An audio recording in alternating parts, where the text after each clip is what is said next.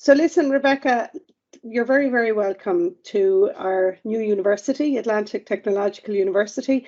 And just to introduce you to everybody, I'll just check that is recording. It is. Is that right, Sean? It is.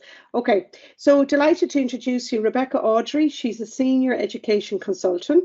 As I said, she's based in Melbourne, but she's in Brisbane here this evening or this morning. Active researcher in this whole area field of academic integrity. She's just completed her PhD in this space under the supervision of Phil Dawson. Phil, who we've met from Cradle and from Deakin University. We met him before the summer. You've been researching in this space for almost 15 years. And your work has involved the management of an international research project exploring the elements around assessment, outsourcing, the challenges with that. And as I said, you've recently completed your PhD under the Centre for Research in Assessment and Digital Learning in Deakin University. And you've also done a bit of work and research with Monash University. We'd be familiar with them here as well. And the project you're doing in Monash is very interesting, looking at the factors associated with online exams that tempt or lead students to cheat. So lots of interesting stories Rebecca's going to share with us this morning. And this session is all about creating meaningful change for academic integrity. So lots of activities planned and looking forward to it. So you're all really welcome, and delighted to have my colleague Niamh Plunkett here as well on the call from Sligo, and I think Deirdre McClay is also here from Teaching and Learning in Donegal. So and we have Sean Daffy here in Galway, one of our learning technologists, and Emma MacDonald, who's a research assistant working with Niamh and Deirdre and I on the Reimagining Assessment project. So all of this aligns up really well to our work that we're doing on that project as well. So I'm going to leave it over to you, Rebecca. So thanks very much. Thank you so much, Karina, and thanks everyone for having me today. I'm just going to share my screen, and I will apologise now that I am travelling, so I've only got one screen, so I can't see anyone whilst I'm doing this. So if you have got questions, I understand that someone is going to be monitoring the chat just in case you want to jump in. There will be time for questions at the end. I'm going to separate the day, the morning, into blocks. But if you want to stop me, please do stop me. I think it's easier than trying to remember something in a couple of hours' time. So the three blocks we're going to do is framing the problem that we're actually dealing with, and that's looking at what the threats to integrity are. Then moving into how we can promote and enhance academic integrity better. A little break, and then talking about actually strategizing around this and how we can create meaningful change. So in terms of framing the problem, I know that you've had Phil here recently talking to you, but I'm going to talk a little bit about the number type and reasons for cheating, based a lot on my own research, but also on other people's research. So I did a quick Google yesterday just to see what you're dealing with, and this came up from only a couple of weeks ago. Now, I'm assuming that the Mirror wanted to shock and awe with this. And I saw this and I just thought this was exceptionally low. So for me, 1,500 students being reported for all elements of cheating in 3 years is, there's no way that is in any way detecting the amount of cheating. So I'm not sure what the commentary you got after that. I didn't go and dive into that, but I did see this, and it wasn't an alarming thing for me. In terms of misconduct, you all know what different types are. Mostly my research is focused on the top one there, which is assignment outsourcing.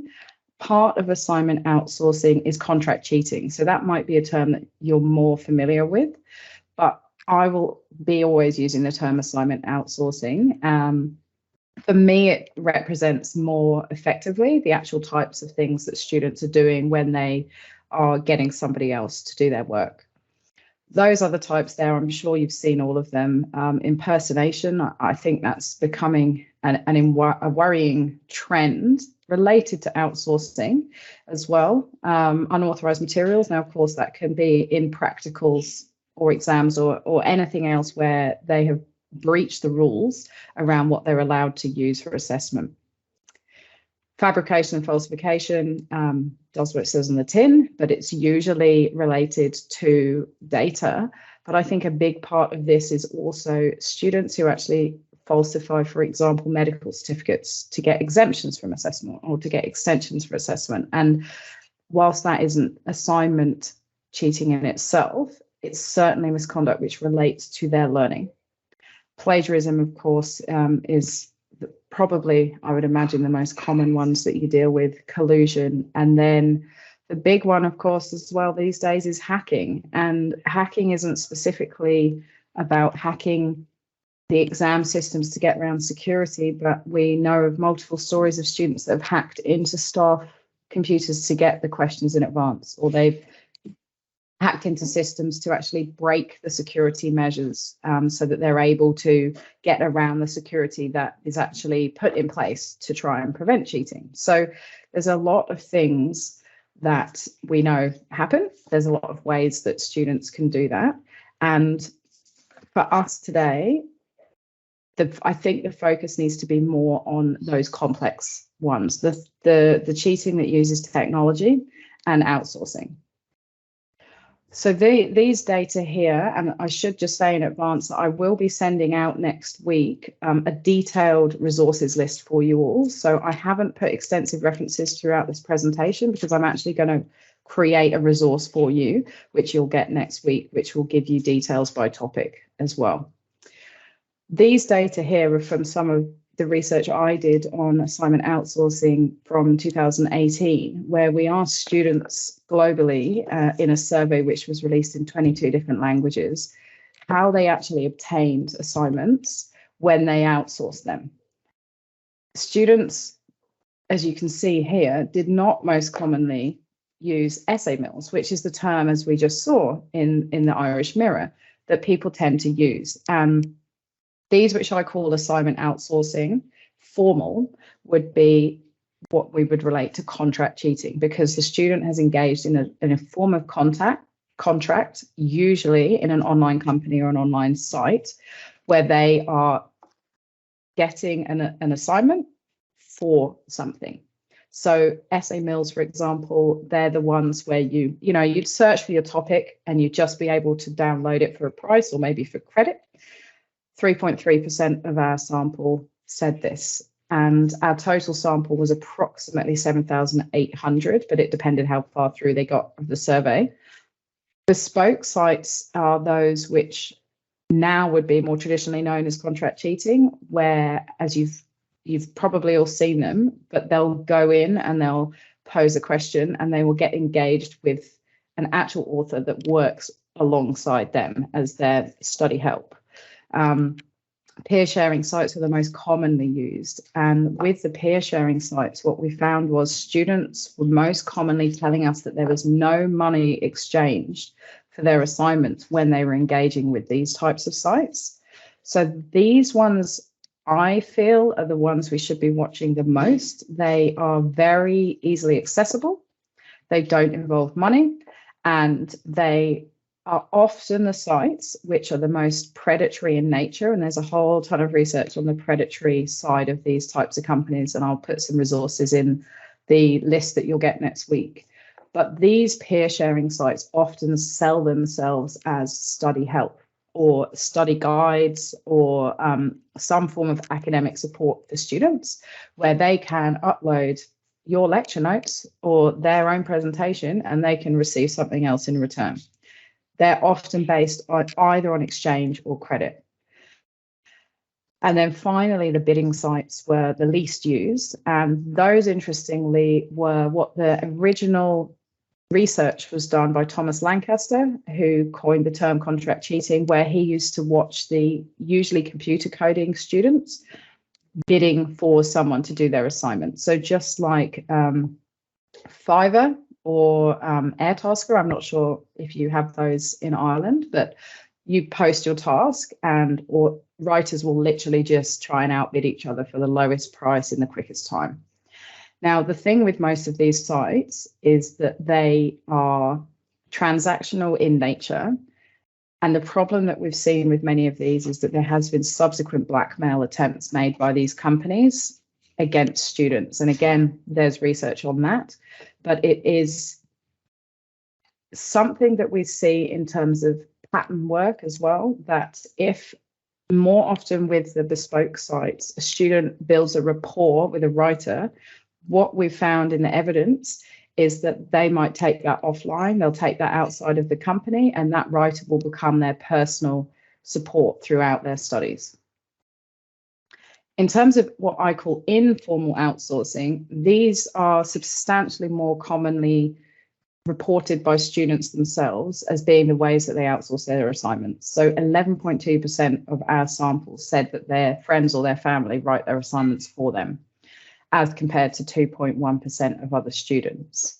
Now, of course, there could be nuance in terms of definition, because other students might also be working as agents for some of the sites, and we know that that happens. But again, it's looking to those definitions that and the way that people portray the problem of outsourcing and contract cheating as being the companies, the sites, the essay mills, and as we can see from here, what we need to worry about is actually the simple outsourcing, which doesn't involve any money, and it's probably done mostly in a more innocent way.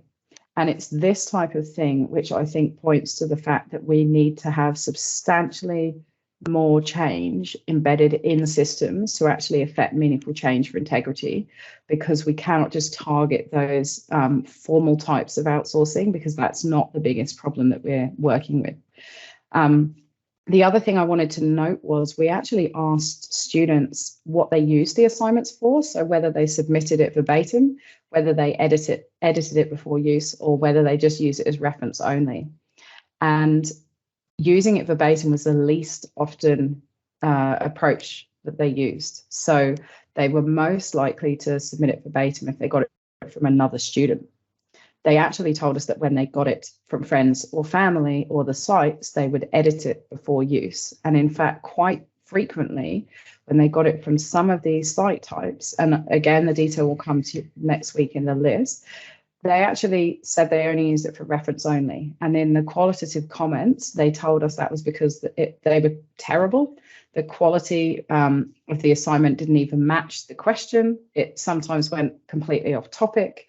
So even when they've engaged in this process, they have made a value judgment decision on how this is going to help them in their learning or not. Cheating in exams, of course, came into big discussion in the pandemic because of the types of proctoring that people wanted or needed to use.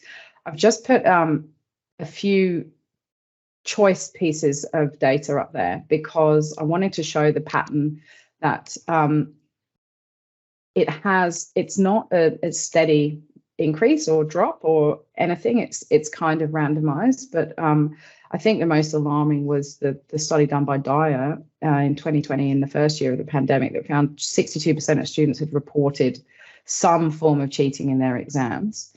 And I mean, that in itself is alarming, but the definition was just breaking the rules. So that, again, could have just been that they didn't check in properly.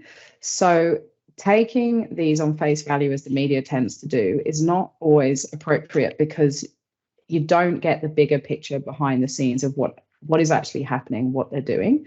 But I think what it does speak to is the fact that there are enough opportunities that even in the work by Harper in 2021, which was actually based on 2018 data, they found that 9.3% cheated in the take-home exams.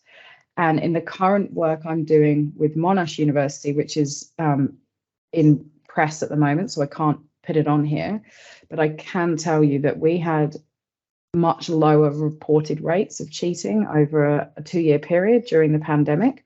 But what we did find was that nearly 1/5 of students told us that they were tempted to cheat. And it's that tempted group that these strategies that I'm going to talk to need to target the most, I think. Now, of course, we want to reduce the cheating. That's a given. But what we also need to make sure we do is have meaningful strategies, which mean that those in the tempted don't move over into the cheated section, because those numbers will just keep growing. And again, as we'll talk about in a little bit, that preponderance of cheating or perception that other students are cheating because it's so easy actually increases their own cheating.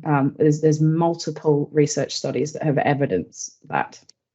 So cheating in exams is a problem, and later on I'll get you to think about whether or not exams is something that you actually want or need to do.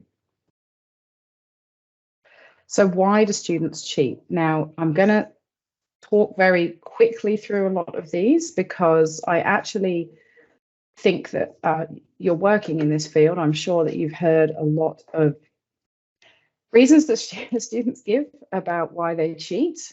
But whilst we are thinking about those types of cheating, I'm going to tell you a little story of something that I found out yesterday from a session, that the connection between these types of sites that leads, in fact, I'm going to come out of this for a second and just stop sharing, because I want you to use the whiteboard in a second. But the FBI have actually been working as well on this topic. And I attended a session yesterday with Sarah Eaton, who's a Canadian researcher that many of you have probably heard of. And she has had the pleasure of working with them and finding out from them what they've connected. And they have been able to track those companies to other forms of, crimes, I suppose some of it is. But they have managed to work out the webs that connect those people that sell fake degrees, fake certificates, assignments, and sometimes even create the fake universities. I'm sure you've heard of the ghost universities or the fake universities. If you haven't, Google it. There's some shockingly funny almost stories because it's so disturbing. But the FBI has actually been doing work in this space, and after a long time, they have connected ownership of some of these companies. So understanding the reasons why students cheat and why they turn to these companies is a critical first step for us to actually be able to do something about it, particularly when these people have got they're millionaires, these companies, and they are predatory in nature. So before we move on, I think Emma should have a whiteboard ready. I just want people to be able to drop it, or Sean's dropped it in the chat, I think. And I'm also displaying it on screen. So you can click on the link in the chat, folks, or you can pull up your phone, turn on your camera and use the QR code on screen to bring you to the poll, whichever works for you. Thanks. This isn't the poll. This should be the No, it is. It's a word cloud we're going to use, Rebecca. So I thought that might be the best way, to do it. Thank you. So the question, everyone, is I just want you to drop in a one-word answer. If you have to, put two, but preferably one, of what do you think are the top reasons that lead students to cheat? And I'm actually particularly interested in this because I research in a different country. It's actually really fascinating to see what things that everybody else sees this happens in. And if you want to drop more than one in, please go for it.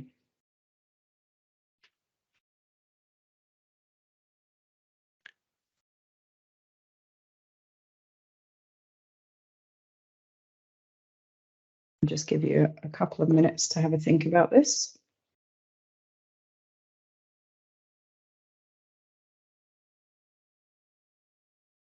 I've submitted something like a good few seconds ago, but it doesn't seem to be appearing there. Oh, well, I'm not showing the results yet. Oh, yeah, that's why. So perfect. I haven't stopped it. You can keep doing it, but we can see the results here.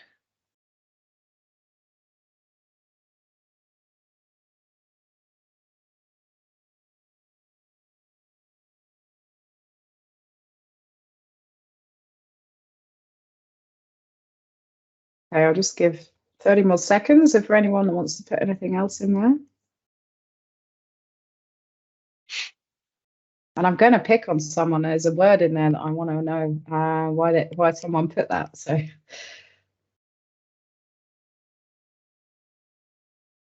All right. Last chance for anything else? Okay. If we stop it there, Sean, thank you. Now, it's interesting for me to see this because sorry, I was trying to zoom in that there. It didn't work. Sorry, it's gone. It's gone. I didn't memorize it. No. I have it. I have it back here. I was just trying to zoom in to get it bigger, but it was doing strange things for me. But we can see it here now. Yeah. Now this is great, which shows me that I don't need to talk too much the next section. You all know what motivates students. I will give you some top points from the researchers' statistical significance testing that I've been working on. But there was a word in there, and I can't see it. So the person that wrote "lost," if you're brave enough, could you tell everyone what you meant by that? Because I think I could just guess what you meant, but I would want to know what you meant by that. Is this person that wrote "lost"? Are you there? Hello. Hi, Rebecca. I am Unnikrishnan. I am a research and engagement officer in ATU Sligo. So I wrote that. And lost, I think it's a culmination of many things. One could be a lack of support, lack of understanding what the assignment is actually about, and then not knowing how to approach it sometimes, which they would try it and then they're not able to do it, but then it's too late for them to ask maybe the lecturer for support or something like that. And yeah, I felt that assignment clinics sometimes solve this problem by a neutral person other than the lecturer. So that's where I came about. Oh, perfect. Thank you. Well, you managed to use one word to summarize about 5 motivations. So well done. Thanks for that, Sean. I'll stop sharing now. Yeah, thanks. There we go. Okay. And again, I'm sorry I have to keep flicking between with one screen. Oh, that was a sneak preview of an unpublished publication. Okay. So the summary, I think, which is important to focus on, you all talked about the factors. And I think someone's not got on mute, so just to make someone aware. It's the context and the situation. So I have done some work with a stats guy. I am not a stats person at all. I'm a qualitative researcher, but he knows his stuff, and we crunch some numbers from our sample. And the same is happening with my work with Monash University in our statistical significance testing, that although we can find, for example, higher reported rates of cheating in engineering, nursing, business and commerce, and that is common globally. And if you lecture in those, please listen.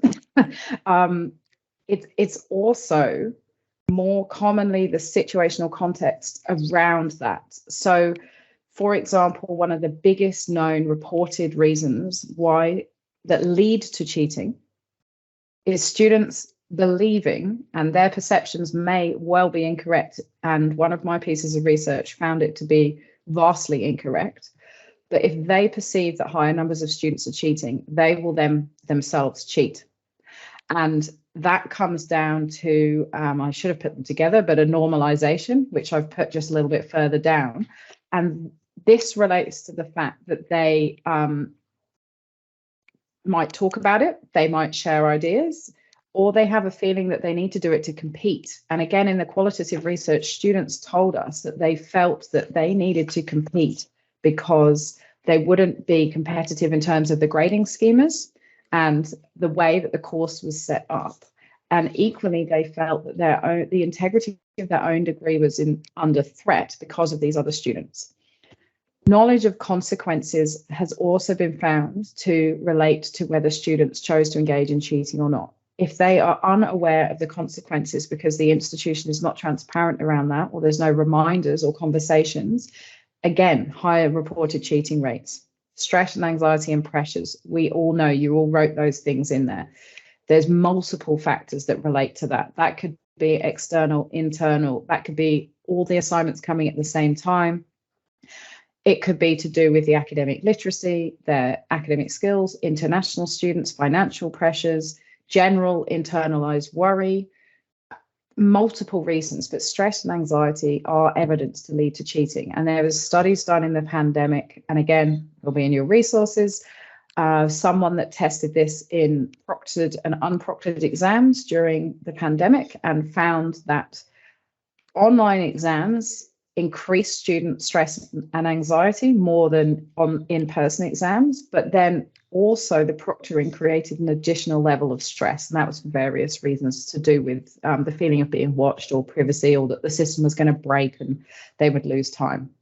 So there's all of these reasons, but what also we see is that there's this opportunism and rationalization, and this context creates that. So it's not that, oh, there's one opportunity, so we're just going to go for it, but it's actually thinking about the entire approach that we have in terms of the program structure, the module structure, the learning outcomes, the assessments, of course, the security, how many markers there are, if they feel like an anonymous voice or an anonymous face in a sea of people. They also report higher cheating rates because they feel that this is a way that they can rationalize it. And when I say they, I'm sorry, the students, that they can rationalize it as a way for them to cope, usually through these stress and pressures. Now, I am a criminologist, so most of my research tries to bring criminology in somehow. But these four that I've put on the screen, I think, which will come into our strategizing later, are the most poignant ones, which can help us understand students' thinking behind cheating. So we know that there's context and the situation that I just talked about that you put in the word cloud, but we've also got the issue that we need to understand how they get to that. So this first one, techniques of neutralization, I don't know if we've got any criminologists in the audience, but this was a theory from the 1950s, actually, but it relates to people's methods to neutralize their deviancy or their crime. And basically, that's making excuses. And I'm sure you've all heard excuses from students about why they needed to do it, or they had to do it, or it's not their fault, it's your fault. I had too many assignments to do at the same time. Now, again, those are our decisions as to how many assessment pressures we put on students. But what I'm saying is, with the use of criminology, is that we can actually understand the rationalization behind that. So they will neutralize the fact that they've cheated and excuse it because it's not their fault.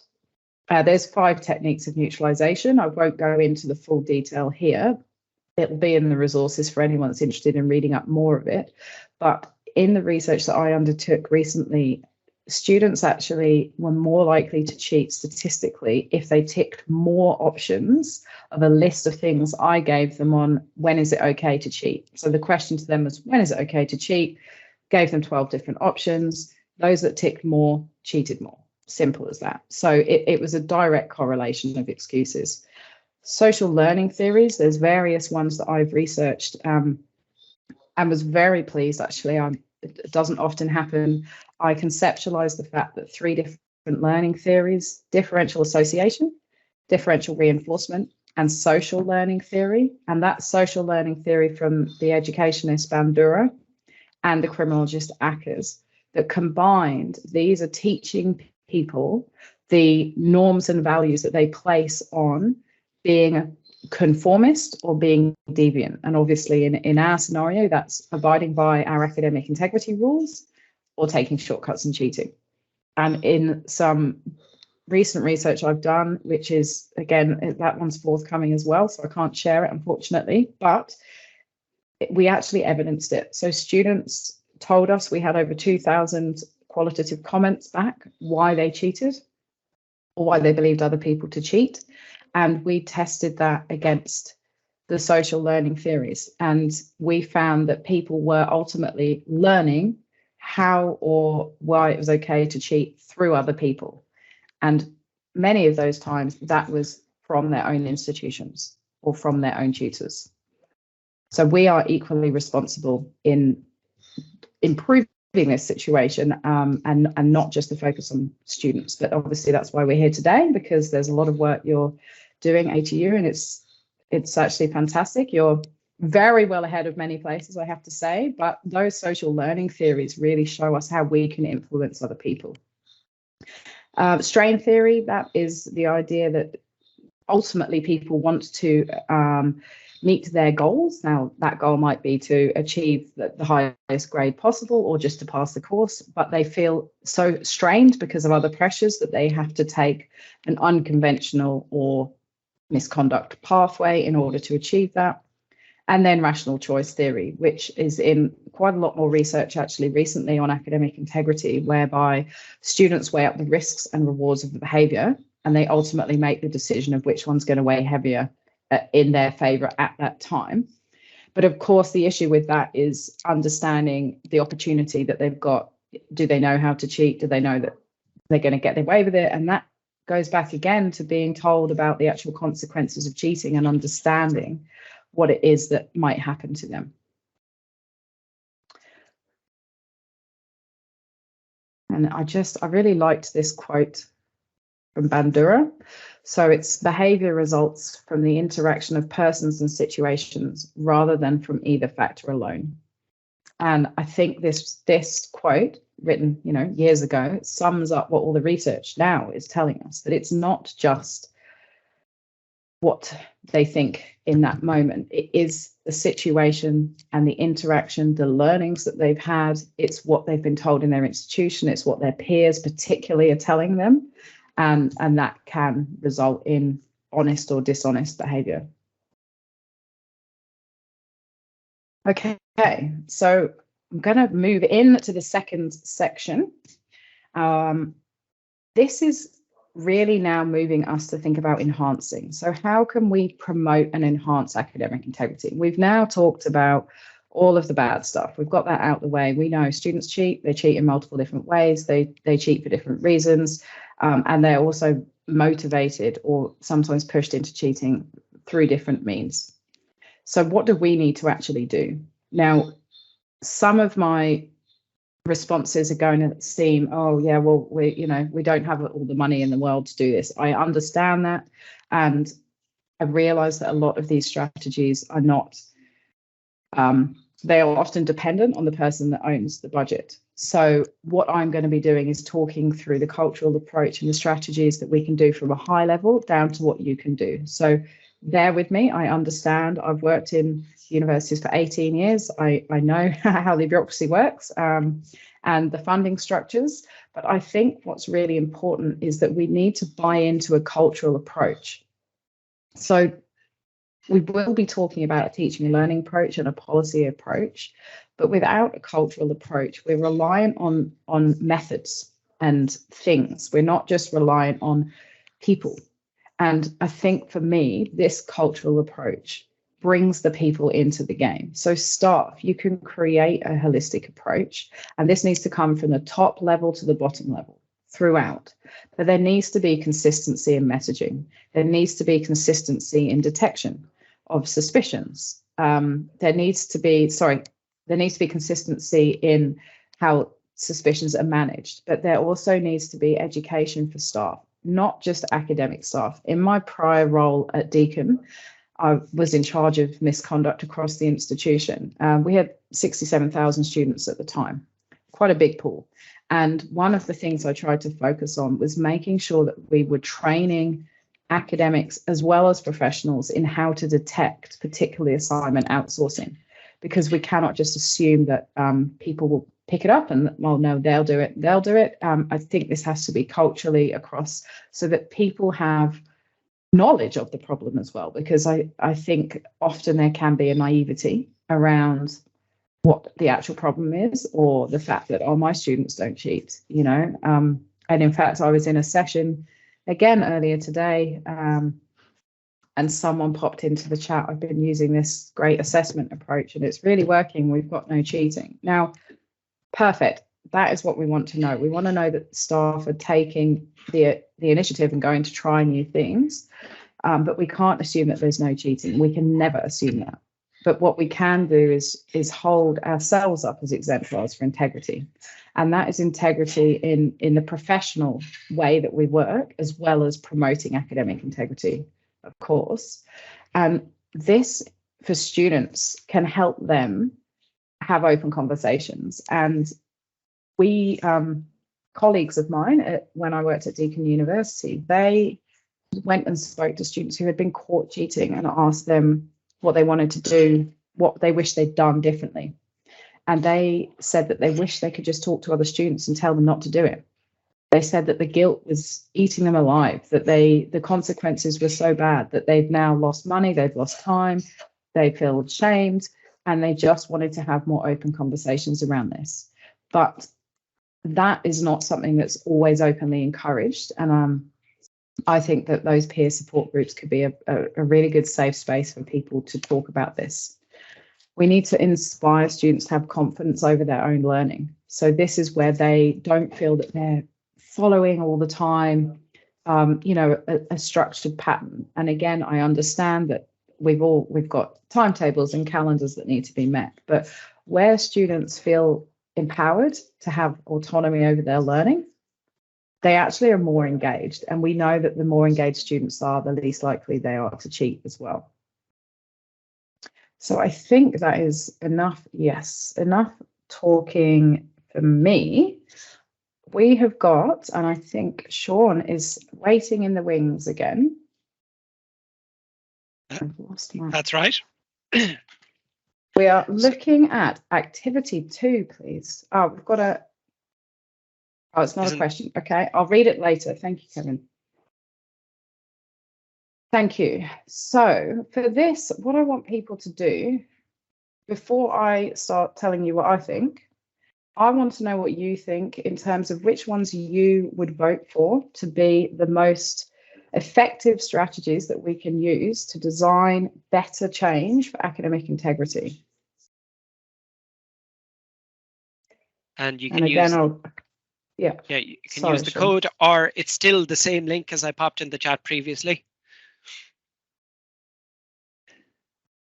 And I think, does it allow, Sean, I can't tell from my screen, can they click on them to vote? Yeah, it's you can select up to 3 choices as to which are the best. Isn't that it? Thank you, yes. Yeah, strategies. So you should be able to select 3. You just press on the options there.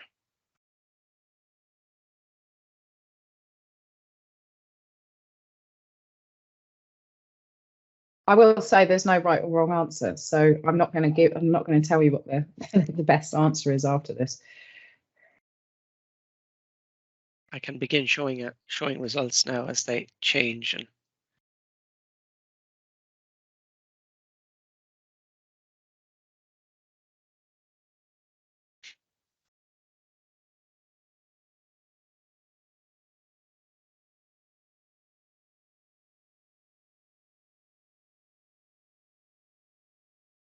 Sean, I think someone's asking for the link in the chat, please, if you could. Oh, I'll pop it in again, yeah.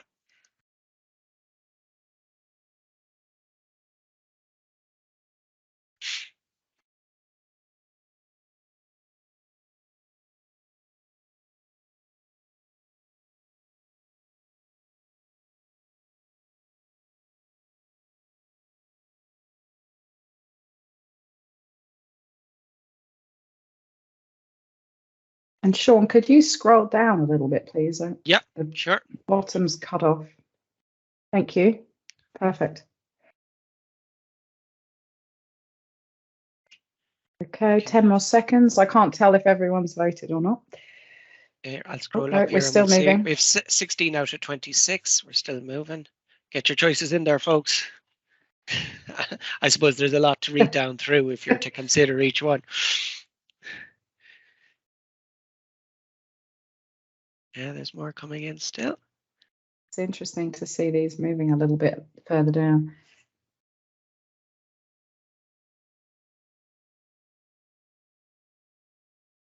Okay. All right. I think we'll stop there. If you could just keep sharing though, Sean, so I can see the screen. So now that's interesting. That looks like 100% of people picked assessment design. And I will be asking you all to talk about this in a second. And then flexible and engaging course content, shortly followed by academic integrity training, which I will say there is no evidence to prove that that works. Unless someone has carried some out recently, and I think it would be worth people carrying that out again. And the least selected, online assessment security, that's interesting, and government legislation, and I would agree with that. And we've got the middle ones. Perfect. Thank you so much for that, Sean. Would you like me to stop sharing? Yep, I'm going to take over again. Thank you. Excellent. Okay. So hold those in your thoughts for now. What I've seen different methods used, but in a different way. So those types of approaches we can use, those strategies come into different approaches. Now, I am going to make an assumption, and Karina could tell me otherwise, but that you have a centralized approach. And I'm making that based on all of the information and the great resourcing that I've seen that you've got from the Teaching and Learning Centre. So if I'm wrong, Karina, jump in, but I'm assuming you've got a centralized approach, and centralized can be more effective for various reasons. It doesn't mean it's the only way, as we'll talk through, but a centralized approach means that you've got an integrity focus from the top down. Usually it means that you're policy based, which includes central teams doing the investigations with detection and training support, because usually the markers are going to be the ones you have to initially detect.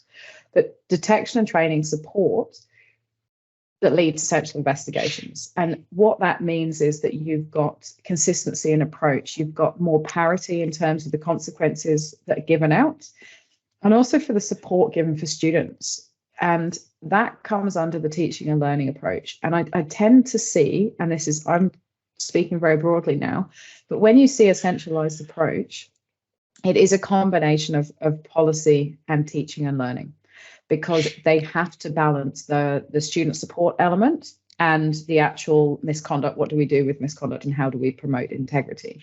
But what that all comes down to is that there's budget for development, because having a centralized team means that someone with the purse strings has gone, yeah, we need to dedicate a piece of this business to this.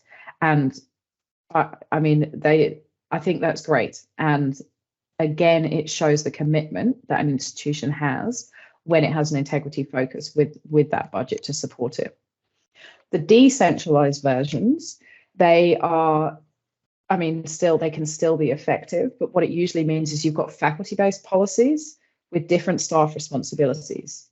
That usually then, of course, means that you've not got a consistent approach to the way that either the training is done between staff or for staff with students, or detection, how the detection is reported, how it's managed, and the outcomes. There are often inconsistencies between different areas because one faculty might preference a teaching and learning approach over a policy approach. Again, it doesn't mean it's completely ineffective. All it means is that there's different levels of effectivity throughout the institution. And then local and individual approaches can come alongside the centralized or decentralized. So that might be that you've got a specific program or module approach. And that could be related to the way that you design your assessments, the way that you use technology in your learning, the digital support mechanisms that you provide for students or in their assessments, the mapping of the learning outcomes throughout the programs. Sometimes that is just based on requisite policy, and other times a program might say, we really want to take that down to an intricate level and map that all the way up from assessment to the module to the program. That usually as well, you have discipline support. So that discipline support could be in terms of knowledge support, but it could also be discipline support in terms of administrative professional staff supporting the academics. And the local support usually has local drop-ins and study skills for that area. So additional statistics support, English support, maths support, design. I've seen, tech support if they've got a particularly digital learning. And then the individual side, and that's where you can all come in at all times, because this is where that's your personal choice to design innovative assessment. You all picked that assessment is one of the top strategies that we need to be looking at to enhance integrity. We need to personalize the content. That needs to be personalized to students so that it's got a coherency to their life. They can connect it somehow to their work that they're going to go into, whether that's vocational or professional. Having conversations, you can choose to talk to students or encourage them to have conversations with each other. You can have transparent dialogue about how you detect cheating. Tell them that you have detected it. Tell them what's happened when a student has been forwarded under a report. The feedback design you give on assessment, we know that effective feedback strategies can engage students more, and having that feedback usually reduces their fear of failure because they understand what they need to do to improve.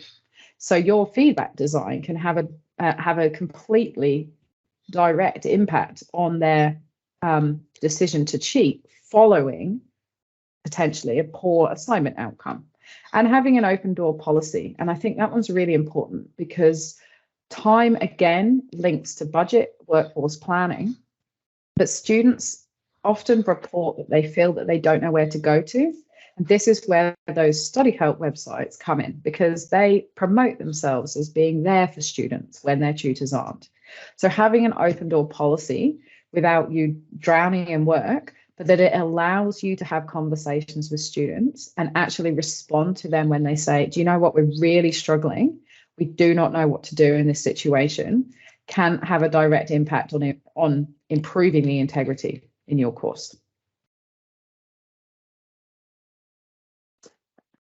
So, okay, now this is the last thing from me, and we'll have a little breakout.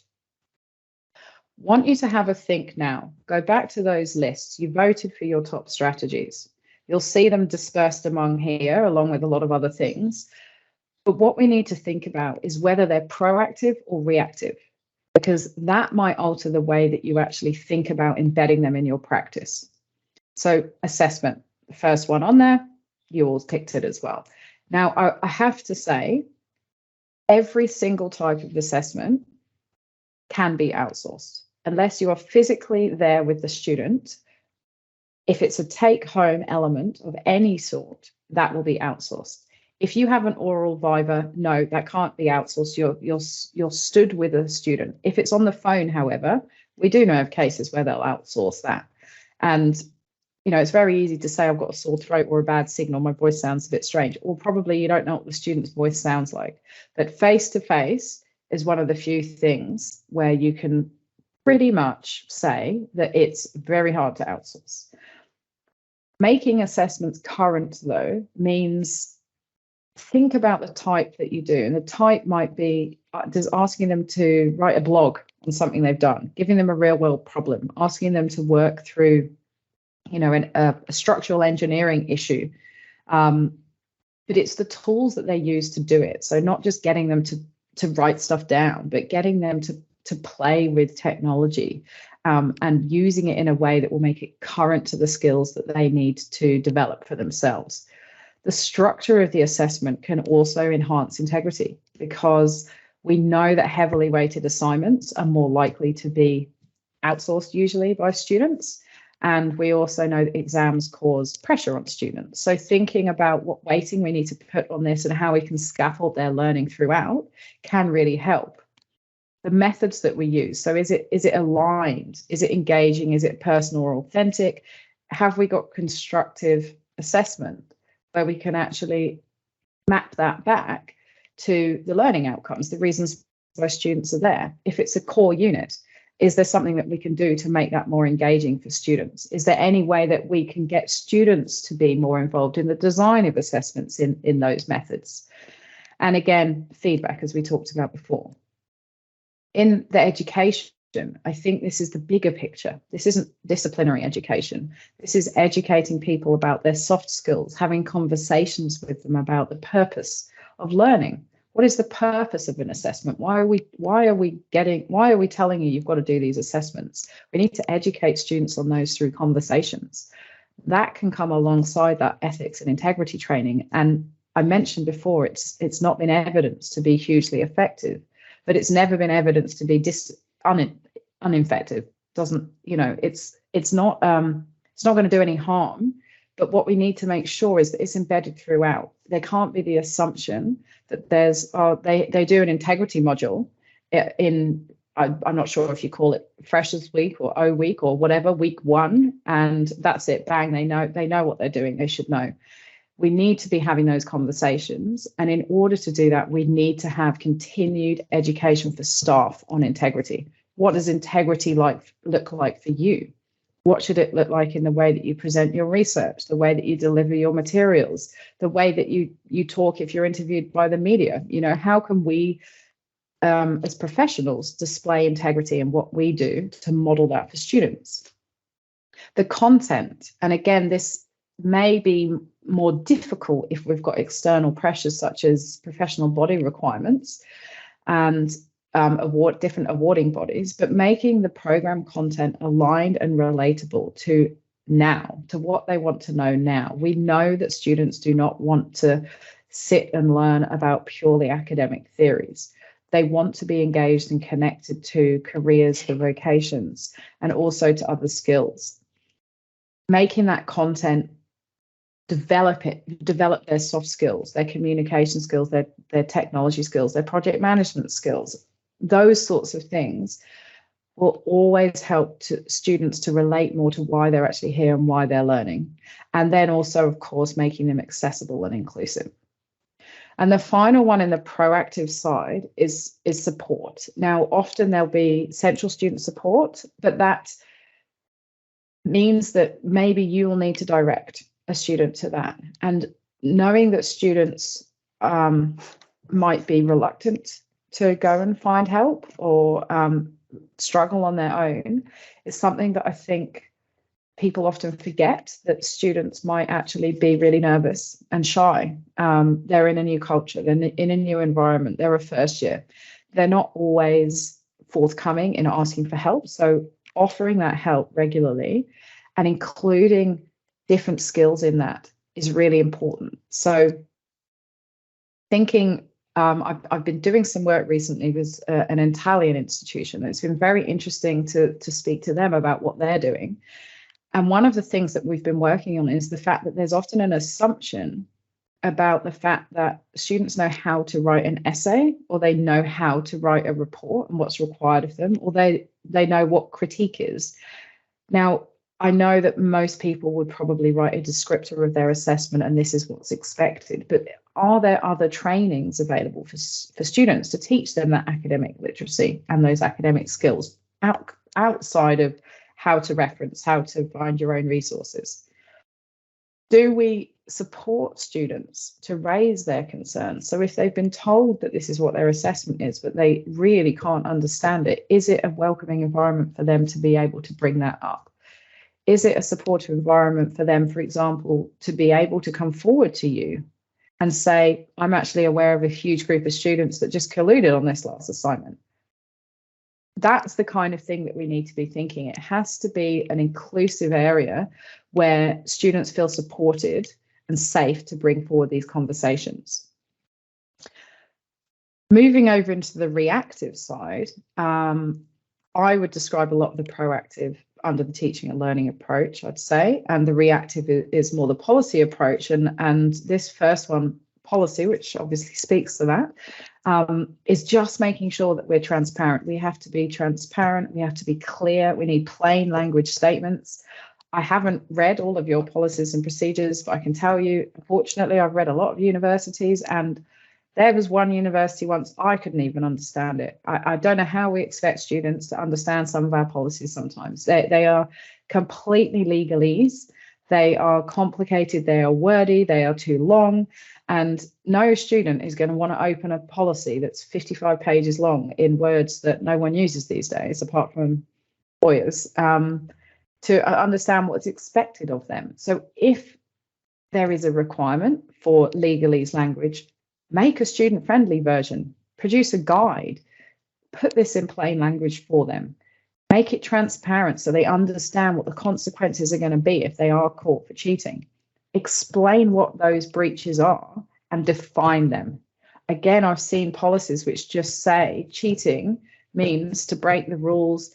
This might include plagiarism, collusion, blah, blah. It doesn't describe it. If we don't describe it, how can we assume that students understand what it actually is? Security is the next section under reactive that I've put, and this is an interesting one because it does come with a lot of concerns, particularly from the pandemic, to do with ethics, privacy, and data storage. And I'm not going to talk about all of those, but if you're not aware of all those concerns, I will be putting some information in the resources, but there was a lot of research done in the pandemic about the power play that institutions have by almost forcing students to use systems that they're uncomfortable in.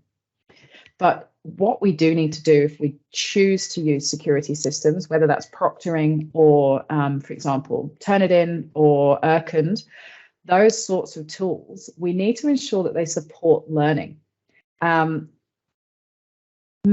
Students feeling that there's mistrust by staff forcing them into this won't encourage them to want to learn or engage with the systems. So we need to think about why we're choosing to use that.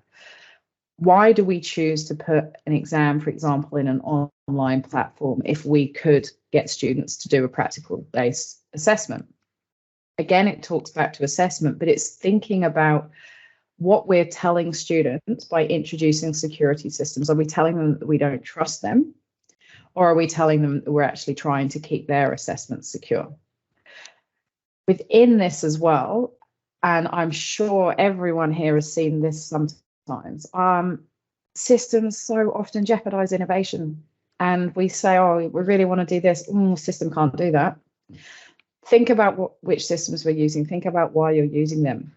If you want to design an innovative assessment task, is there another tool you can use? Can you talk to your teaching and learning centre and find out how you can get around a system that's not working for you to get your innovative assessment out? So security can be reactive for detection, but we can also link it to us being able to be proactive. Under the detection then, these last two are purely reactive, detection and action. And in fact, I've actually squared these two, because I think that policy and security can sit on both sides. Both of those policies define what we do once we've detected. Security can detect, but they can also enhance integrity. Finally, moving through then from the middle ground to detection and action is thinking about what do we do? How do we detect it? And I will talk to you about detection in a second, but having central teams with expertise to guide detection can be really, really advised, because you create a central pool, but you also create currency in ways that students cheat. They're going to see things every single day that you might see once a month, once a semester, term. You will be detecting things because you are marking. But you need to know who you need to report the suspicions to, what you should do with that, and also knowing whether what you've detected as a suspicion is actually potentially cheating, or whether it's just an anomaly or something else that's happened within that. And the final element on the reactive are the actions, I would say. So it's what we actually do with it. Now there's two, and you all voted legislation that, it was the lowest one in those strategies. External legislative approach, and I know that Ireland has laws against essay mills as well as we do in Australia. And in fact, I can say that there was a media release today that 110 more sites in Australia were blocked this afternoon. So I think there's now 150 sites that promote academic cheating services to students blocked in Australia, which means that if they're caught to be selling, there will be legal action taken against them. Is that going to work long term? No, it will send a message. and it is reactive against the companies. And that's not a bad thing, but it's certainly not going to create meaningful change for integrity. It's going to just impact on the business sector of these markets. Final action on here is the consequences for proven cases of cheating. So all too often, we find that students tell us that they weren't caught for cheating. And again, some research I finished, and I think it was published earlier this year, our students told us that only of those students that cheated, 4% were caught. 4. I mean, you just can't imagine how many other people, and these are only students that admitted to cheating. So we're not doing enough to detect, which I will give you some tips and tricks in a second, but we're not, even when we are doing that, finding these cases proven. So that's another thing that we need to work on, and that will be, I'll talk to you about that in the end of the second hour. But thinking of these together, I think will really help people guide what they're doing for integrity. But a lot of this you can get support centrally. And I know that Karina and her teams are available to support people in integrity. And again, it's just so wonderful to see. And I think you're so lucky to have that support, because so many people don't actually have that support. So I'm going to just now stop sharing it. I'll leave it on the screen, but what I just wanted to find out, in fact, I can't see the chat, sorry, I will have to stop. This is the dilemma of having one screen. I just wanted to have a check for when we talk about detection. How many people, if you can put your hands up, have ever detected what you would define as contract cheating or assignment outsourcing? You just put your hand up.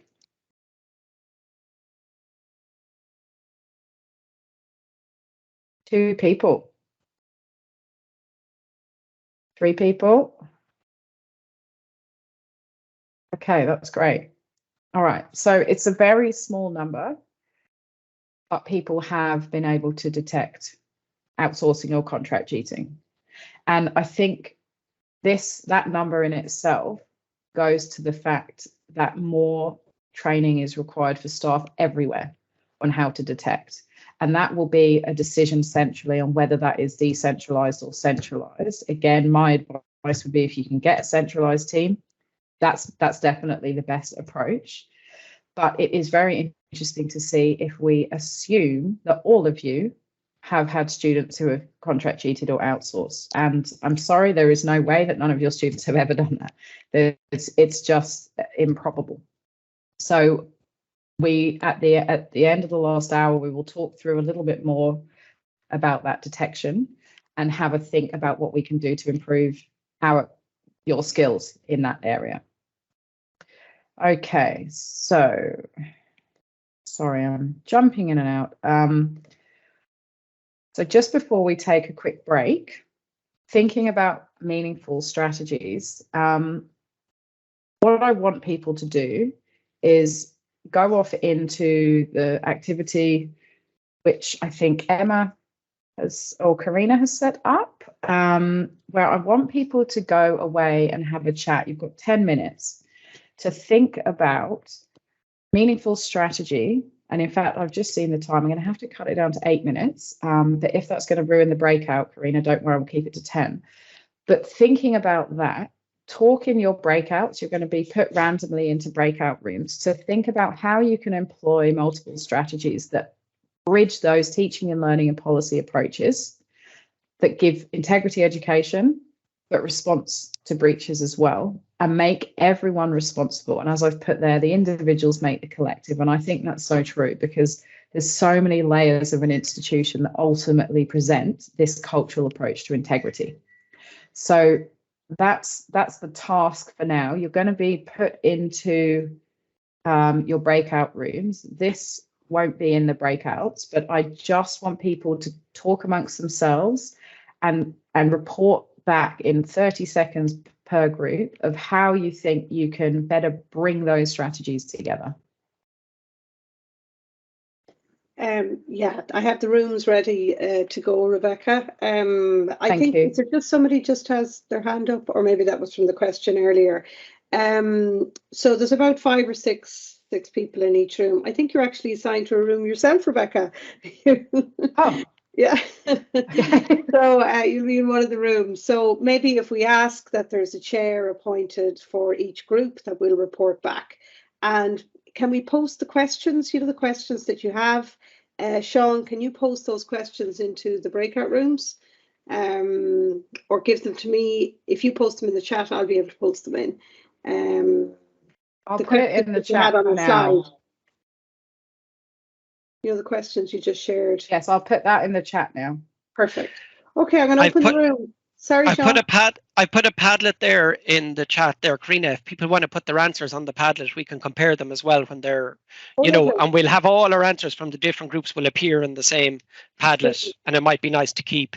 So if everyone should be able to access that and post onto it if you see the link in the chat. If the people who are the chair or whoever's going to write just clicks on that now, or if everyone just copies a version of the link, we'll all be able to see and post on the Padlet. And I'll also pop up the questions into it.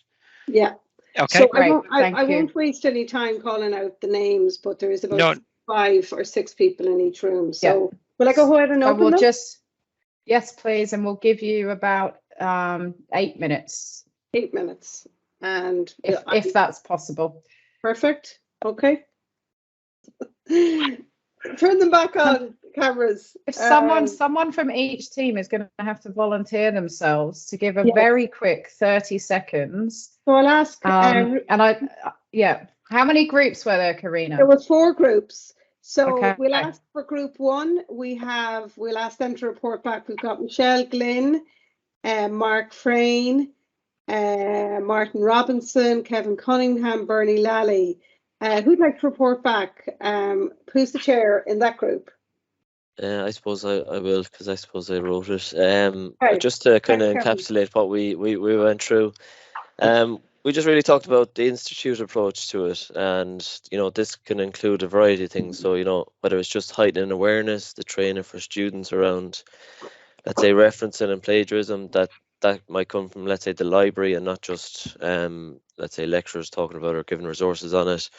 And then this way, it's not just the responsibility of the lecturer, or let's say a once-off session about academic integrity, and that kind of message is reiterated continuously, not just once off or anything like that.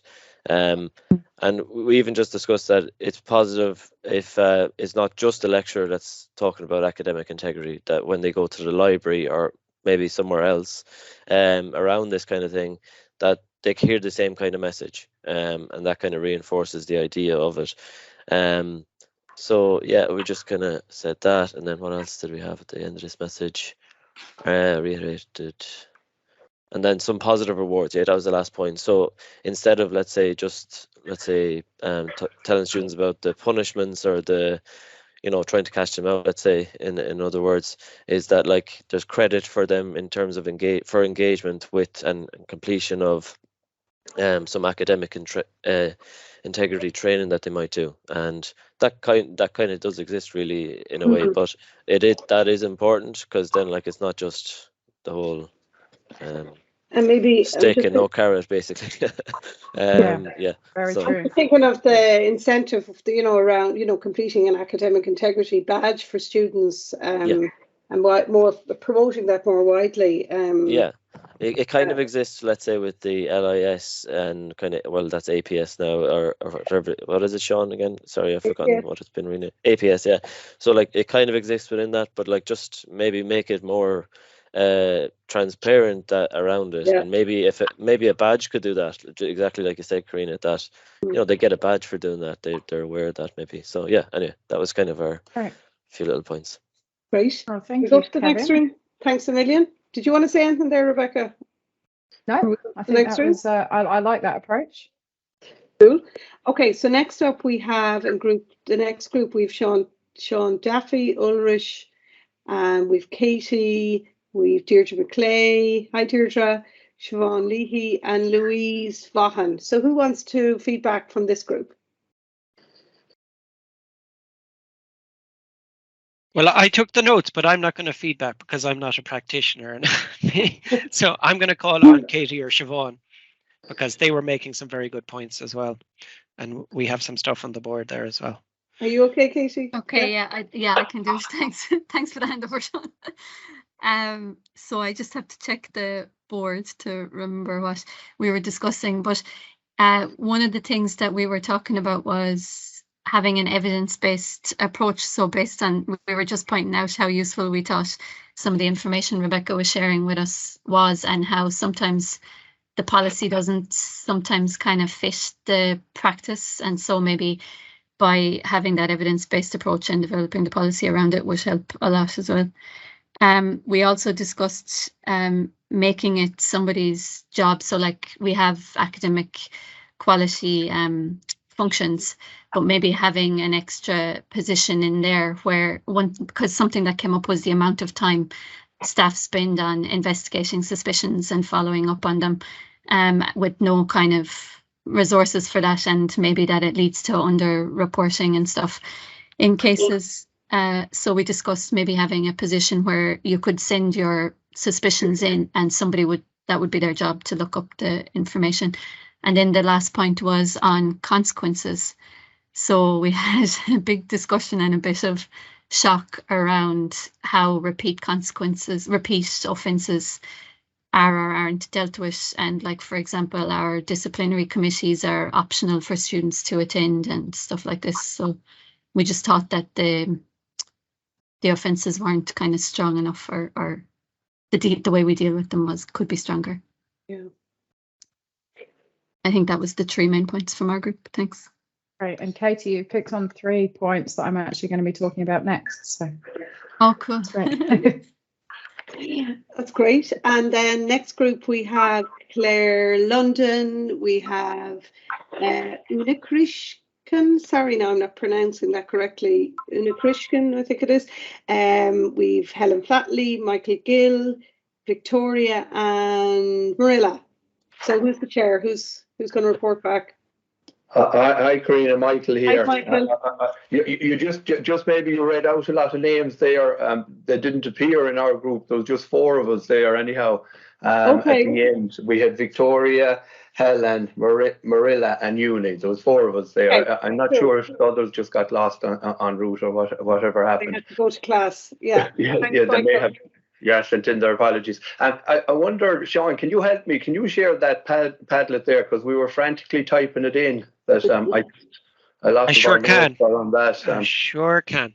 It just might help. Like obviously, if we were looking at how can we meaningfully bring a teaching and learning policy approach together. And some of the issues that just came up from the group, they felt that specifically student design material can be very helpful. Just in terms of, I suppose, developing this further and maybe identifying issues where it is arising, that we become aware of that. And there was a suggestion around a confidential telephone line. There was a good bit of talk about building awareness and the consequences of actually, if you're caught, what will actually happen to you. So building awareness within the academic community and also building awareness within the student body. And I mean, one point was made in the group that Rebecca, when you were talking about the blackmail scenario earlier on, that would have been new to some people hearing about that. And I think it like by actually relaying a story like that to the student body could actually help people not consider it. So we looked at that type of approach. In terms of role play, assignment clinics, workshops, academic staff modelling, all of that was really around training for staff and just different ways of actually delivering the training so that it is engaging and people are learning from it. And then I suppose what we felt too was maybe where there were cases reported and there were consequences for people in relation to it, that material that was used could maybe be shared with people. What we were talking about there really were examples of the materials that had been identified coming from contract cheaters or from outsourcing, so that staff would be aware of what to look for. And then obviously there was the point there made around building in requirements to submit drafts before final documents. Again, very practical kind of approach to dealing with it. And also we felt it was important that like whilst having all these deterrents, to the importance of supporting the students and building their confidence as they work through the different materials. So they're getting feedback, and that they're saying, yes, what I'm doing here is really good, and I'll keep building on it, or it can be improved upon. So again, that type of teaching and learning style, fostering that within the university. So I think that's it, Corinne and Rebecca and all. Unless anyone else wants to come in from the group, they're welcome to do that. But I think those are some of the key points that we discussed. That's great, very comprehensive. Thanks, Michael. Welcome. We've got one more group, I think. Yeah, we have one more. We have William Farrelly, Cormac Flynn, Verona Heffernan, and Sharon Boyle. So who wants to report back from this group? Yeah, I'll report back. Thanks, Sharon. You know, we actually have as well. But I suppose one of the things that was brought up is the fact that, you know, we have students that are coming from a rote learning environment, and that kind of then feeds into this whole thing where they're, you know, they feel that they have to match that, and they're not really understanding how to think more creatively, maybe, and you know, they're just kind of it needs to be addressed maybe for students coming into third level. The lack of consequences was also brought up, so that if somebody is caught, that there aren't serious consequences for them, and people felt that that's a big issue for us.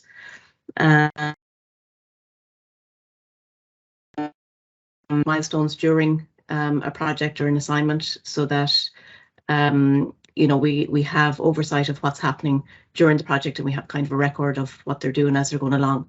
I suppose something like maybe like journaling or things like that, or something they have to fill out as they're going through an assignment, and also some kind of an advisory position within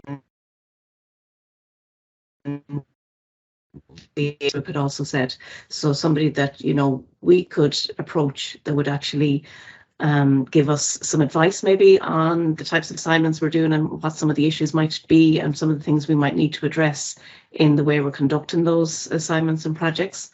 And also afterwards, then if there is some suspicion or something that we're not sure about, that we could get some advice about that as well. So I think that's covered everything, does that? Yeah, I think so. Right. That's great. Thank you, Sharon. And that's the groups, I think. I think that's the 4 groups. Yeah, that was it. Okay. Well, now I'm not going to comment on all the groups now, because what I'm going to do is just talk about what you've talked through in a second when I go through the activities. We are just going to, we're not going to take a 5-minute comfort break now, because our conversations run right over, but I think it's actually really useful, because it was interesting for me to see the slightly different ways that people focus their strategies.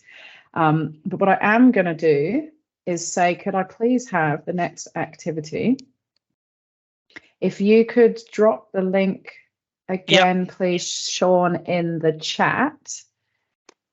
If anyone does need to desperately go and get caffeine, go and put the kettle on, come back, and then you can go and make it. And I'm going to just start talking through some strategies. But I'm going to share my screen. Oh, there we go. So if you just do the QR and answer those questions. It's the same link. I'll pop it in again. Thank you, Sean.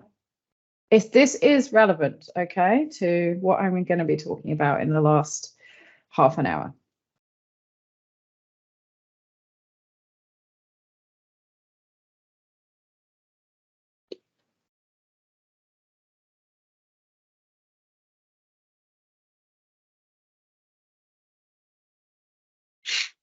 Okay, whilst you're answering that, I'm just going to... Okay. I'm just taking over the screen now, Sean. Super.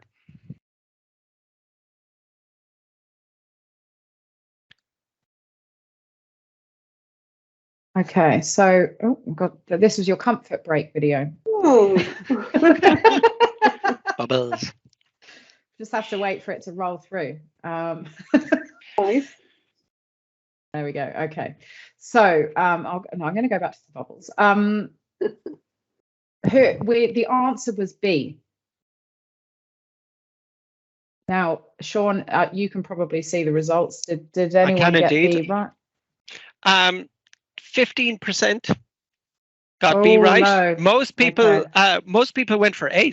Almost 70% went for A. Gruyere, Gouda, and Appenzeller. But and then B and C are tied. Oh, okay. Well, it was B, I can tell you.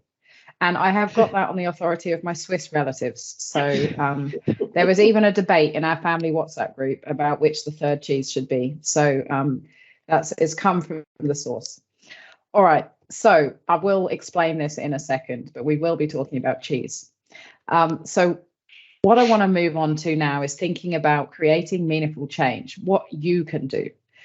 It was very interesting to hear those feedback you just gave, because it really talks to what I want to get out more. And I have to say, I have worked for 18 years in universities in 4 countries, and I decided to do a PhD in this 6 years ago, because I thought, well, oh my God, I'm living and breathing it anyway. I might as well just tack this on my weekends.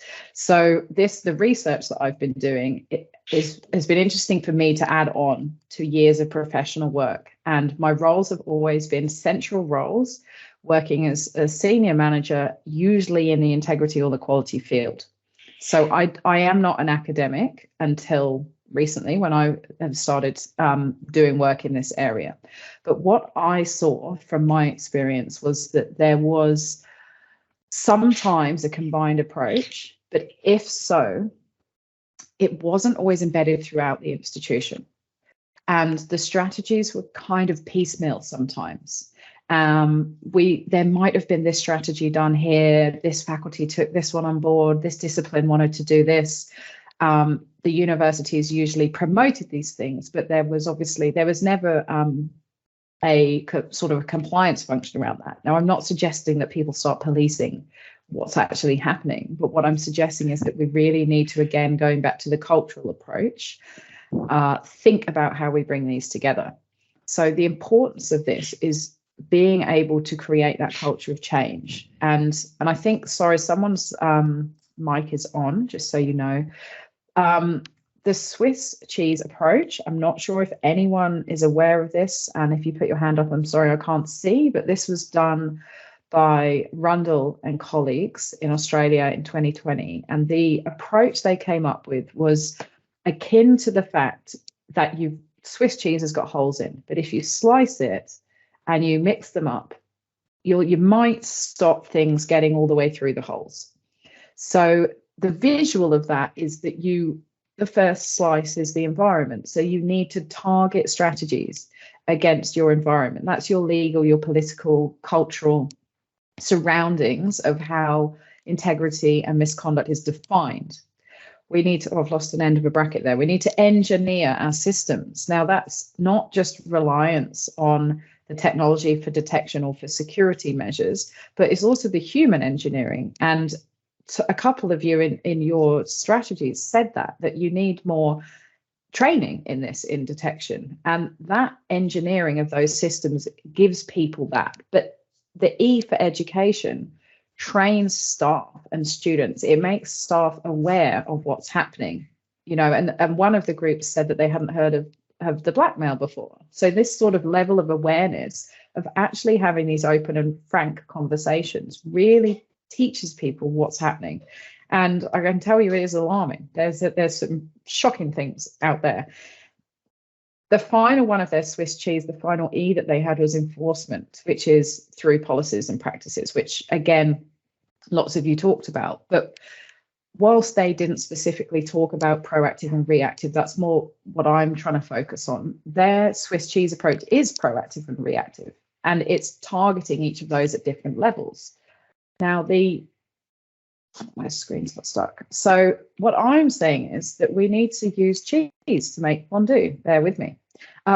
We need to add a re, as I describe it, to the ease. So we need to, whilst the cheese is going to block it, we can't just keep taking the same things over and over again and hoping that they're going to work. So my argument is, and I do have a forthcoming paper on this, that we need to be reviewing existing policies and practices. We need to be reiterating expectations for integrity.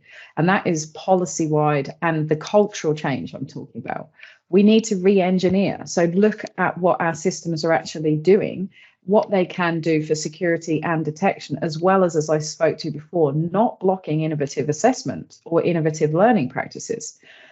We need to be re-educating staff and students in integrity practice, because new things happen all the time. You know, only yesterday I found out that the FBI has made all these connections. You know, people today have learned about these blackmail issues. We're constantly learning, so we need to be re-educating. We need to be rethinking and redesigning the way that assessments, courses and learning tools are used. We cannot make assumptions that these tools that we've used are going to continue to work in such a dynamic environment.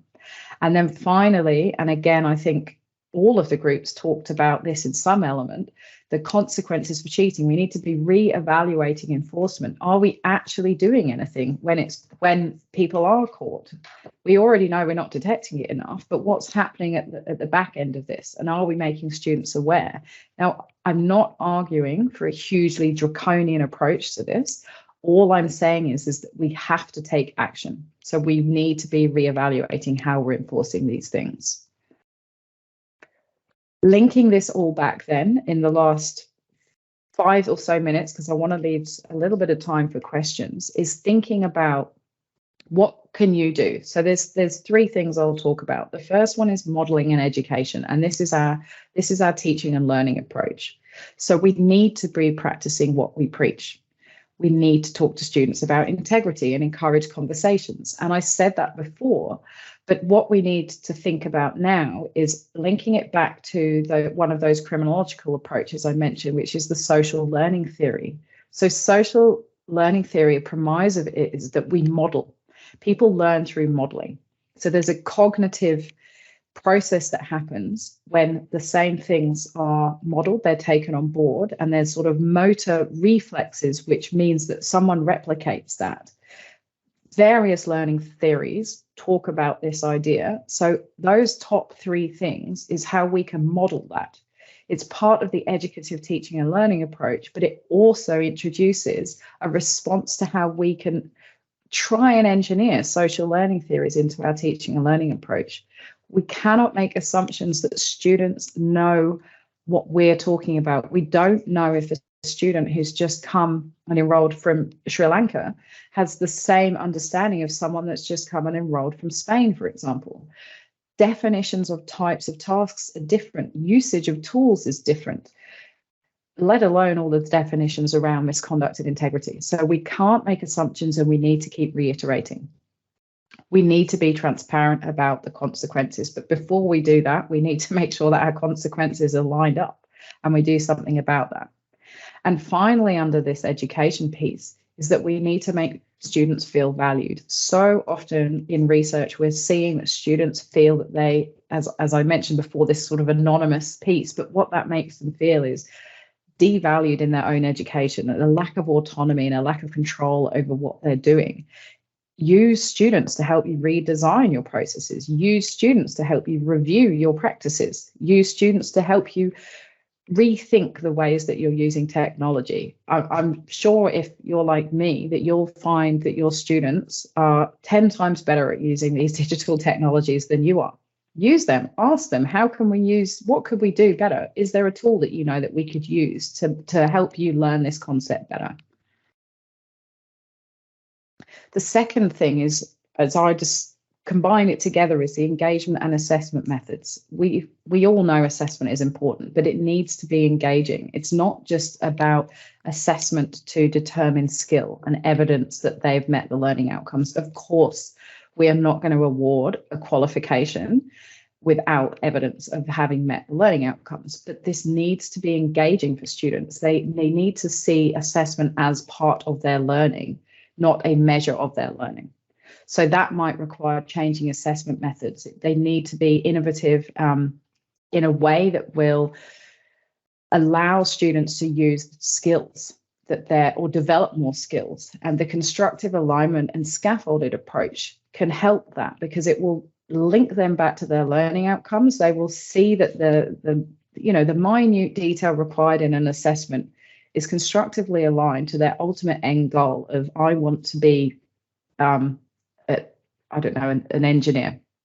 The scaffolded assessment approach lets them build on their own. Now, I'm not saying that these are the gold standard, but they're certainly more engaging than other forms of assessment.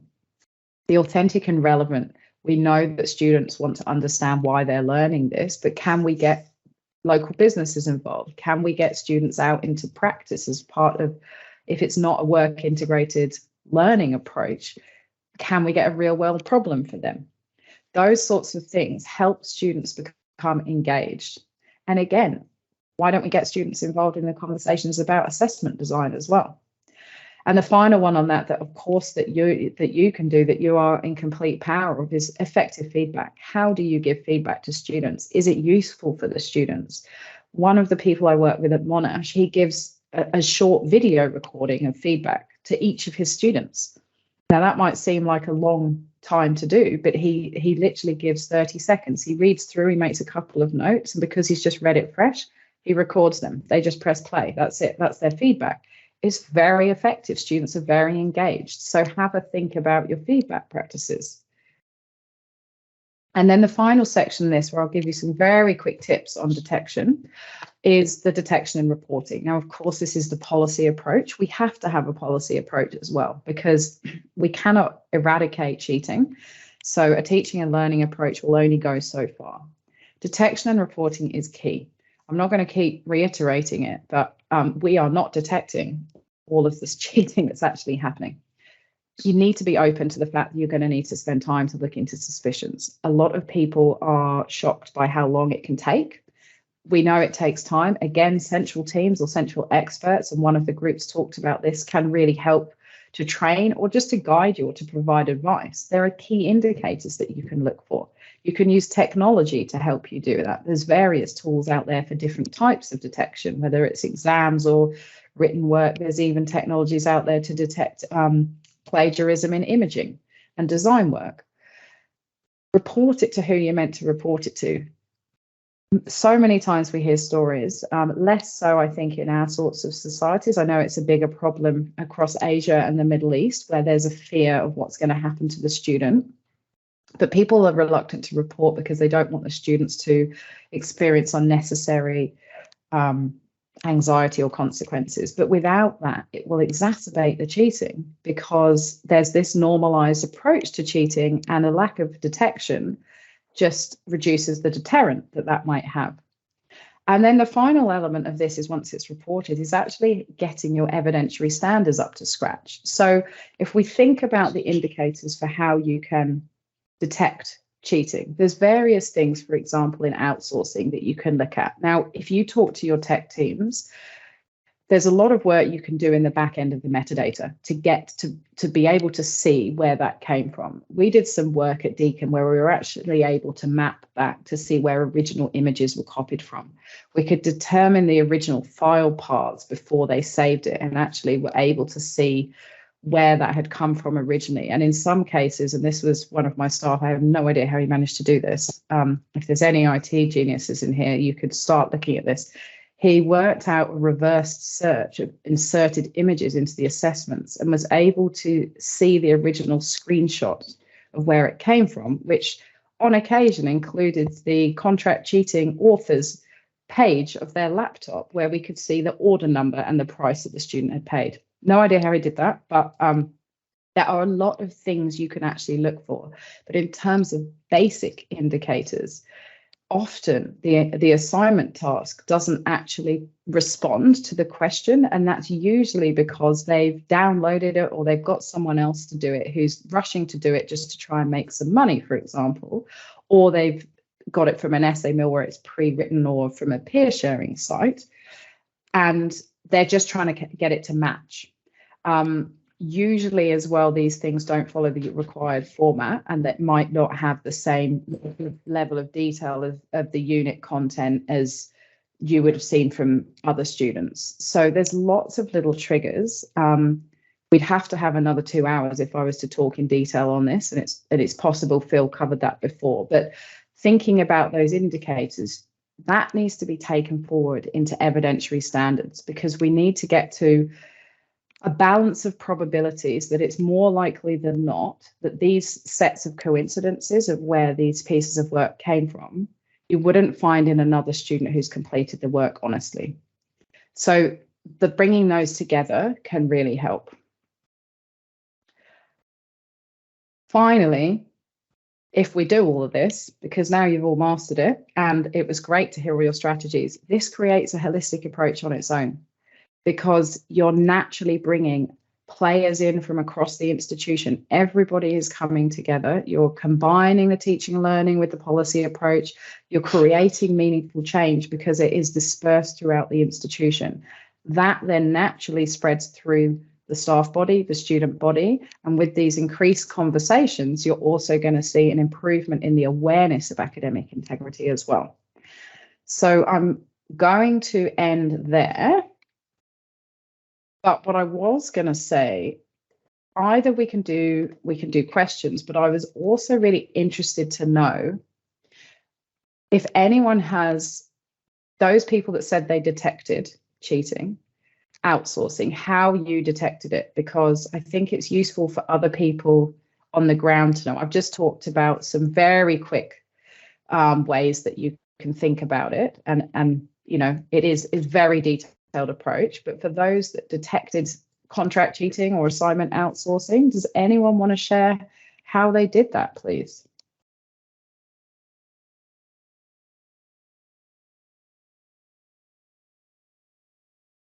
Mark, yeah. Hi, Mark. Hi, can you hear me?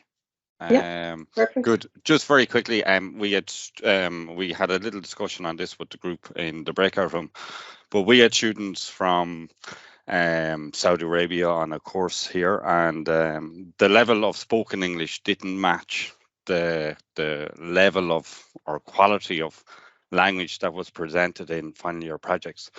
But we couldn't really figure this out. But what was happening was they had friends that had gone all over, even to America. And when we had given them requirements for assignments, what they were doing was they were sending the details to their friends in America, and their friends in America were using the Academic Writing Center in the university in America to write the assessment for them. And then they were sending that back to them. Now, it took us a long while to try and figure out how that was handled, because it wasn't being detected through any of the tools we have here. We put it into Ukrand and it came back 0. But we just knew the student didn't write. They didn't demonstrate the ability to write that level of assessment to us when we met them on a daily basis. Yes, they were still presenting that as their work, and we had no way to say, well, it wasn't, you know. And Mark, can I just ask, at that point, did you ask the student to respond to any questions on the assignment topic? Yeah. Did you give them a viva? Yeah. We said, look, you know, how are you doing this? We know this is, you know, this does not reflect, like when we were to put the work against other work they have presented during the year, it just stood out, you know, way above it. So we just discussed it with the student. We just had to ask, you know, what was your approach? And I have to say, Mark, that's a perfect approach, because vivas are a very good way of determining the authenticity of an assignment. Siobhan? Yeah, I just have actually a question related to that. So I had a very similar situation where I had strong suspicions, and that it was a peer that had wrote it for them, not within their same class group, but I was, again, very certain that the work didn't come from that student. And we did a Viva with them, and I sat them down and I asked them, firstly, had they written it themselves or had they gotten help? And then I went through various aspects of the assignment with them. And I knew they hadn't written it. But if the student doubles down and they're like, yes, I did it, and I asked about what was your strategy, how did you approach it, picked out certain sources in the assignment and said, tell me about this, why was it important, blah, blah, blah, and got some generic responses. But ultimately, at the end of it, the student was saying that they wrote it, they didn't get help. Where are you then when you don't have concrete proof, but you just have strong suspicion and the student isn't owning up to it? And I think that's, Siobhan, where policies can help, because if you've got a policy that allows for additional assessment, then you've got the support. So if you have a suspicion that that piece of work is not done by that student and you call them in, you need to make sure that you're going to be backed up by policy, because you don't want a student to take you through to an appeal and say, well, all the assessment requirement was this.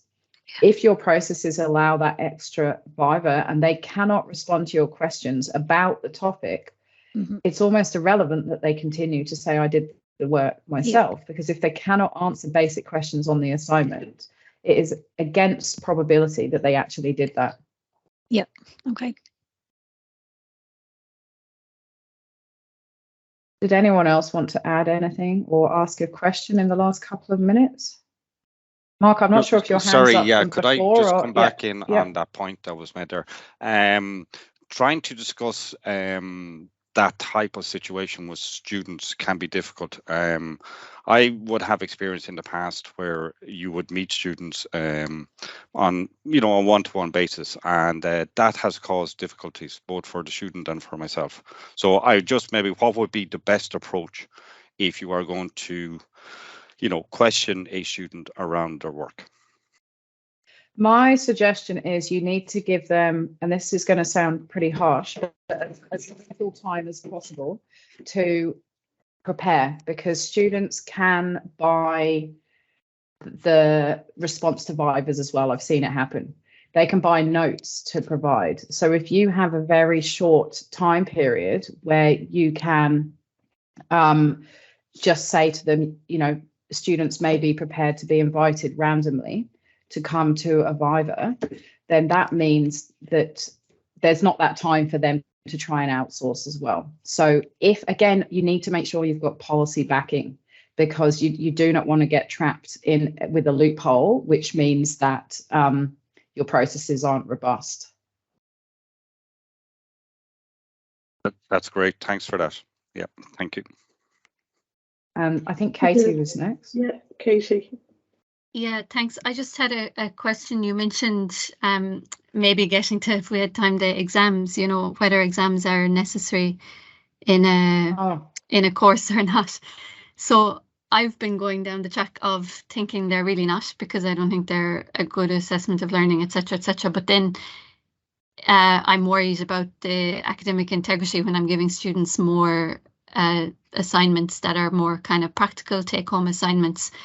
But the observation from my point of view is harder to implement.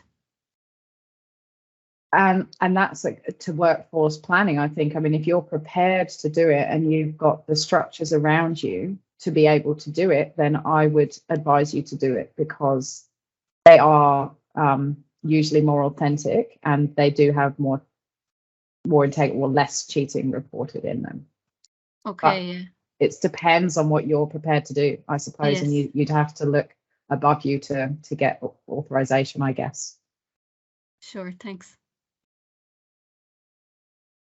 We are on time, but I can see there's a lot of people. It looks like there's 6 people with their hands up, so I feel terrible that we've run out of time.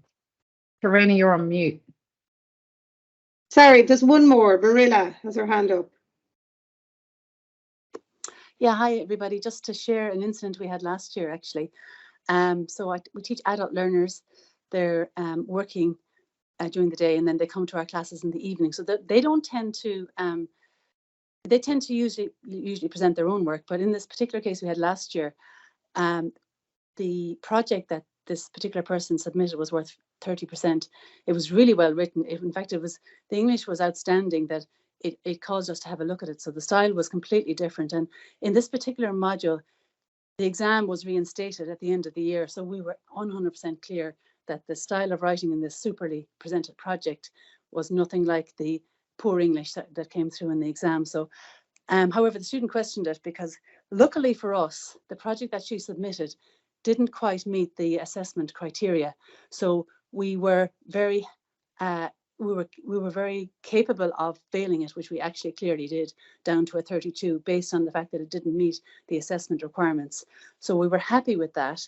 However, the student questioned it and wanted a detailed overview of our grading. So we doubly graded, got the head of department involved, and gave her, the feedback on it didn't meet the assessment. We did point out that we noted the clearly distinctively different learning style, but at no point did we suggest that we were aware of anything other than it being her own work. However, she pursued it. So we we said, okay, then the next step in the process is we would like to invite you in, whereby you can share your work with us and you can, explore how you did this assignment. We would love to hear it. And that was the end of the conversation. So for us, we just happened to be lucky that the assessment didn't meet the assessment criteria. If it had met the criteria, I think we'd be thinking and still trying to figure out how do we call it, Yeah, and look, that's Marilla, I think you've touched on a point which I don't have time to talk about, sadly, but I will put some links in about that we can detect cheating. But when this goes back to the education piece, when staff think that they're looking for cheating, they find it more often. So the same detection training that everyone has, if you split people up, markers into different groups, those that are told they've definitely got outsourced work will find it more often than those that aren't, even if they've got the same amount of outsourced work. And that, I think that's a mindset. I think we have a lot of work to do in relation to detection, Rebecca, and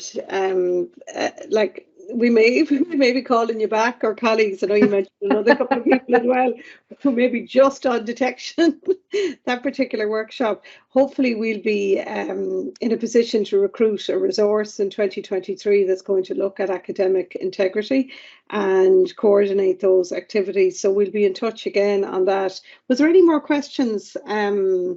I don't think there was any more questions in the chat. But just people can email me. I'll just say that, Karina. Sorry, I clicked up my email very quickly, but Karina, I think you're going to be giving around my presentation and the resources I kept talking about. We'll get those to you next week, and I'll make sure my email's on there in case you do want to shoot me through a question. Oh, absolutely. Thank you for attending, though, everyone. I really appreciate it, because it's you that's going to make the change. Absolutely. And we'll put all these resources on our SharePoint space, and we've an academic integrity hub in Galway, Mayo, but we're about to share it across the ATU. We're just about to do that over the next week.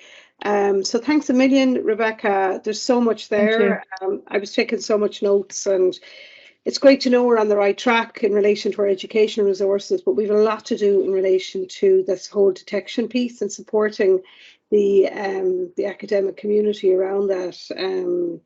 And I suppose identifying who has experience. It was great to hear those cases of Marilla and Mark today and others. But definitely we'll be back, workshop on detection. So if you're up for it, Rebecca. Let's block out 6 hours for that one. Yeah. So I was going to say, how long do we need? But yeah, look, thank you very much, everyone. Yeah. Thanks very much. Thanks, Rebecca. I've just popped the results. If you want to have a result picture of those slides, those exercises you got us to do, they're in the chat there, motivations and strategies. You may want to keep them. And I just want to thank Sean Daffy. Thanks a million, Sean, for all your work. No problem. Supporting the design and the engagement in the background of this session. And Emma MacDonald, who's one of our research assistants with the Teaching and Learning Centre, who's working on the Reimagining Assessment project with Niamh and Deirdre and I. So great. Emma got loads out of this as well. So thanks a million, Rebecca. So thank you. Thank you, everybody. Thank you. And have a good day, everyone. Keep in touch. If anybody has ideas in relation to the development of academic integrity for the ATU, do get in touch with us. We're looking and scoping out ideas and how we're going to resource and develop this space over the next year. So thanks a million. Thanks. Bye. Thanks, Thank you. Rebecca. Bye-bye. Thanks, everyone. Thank you, Rebecca.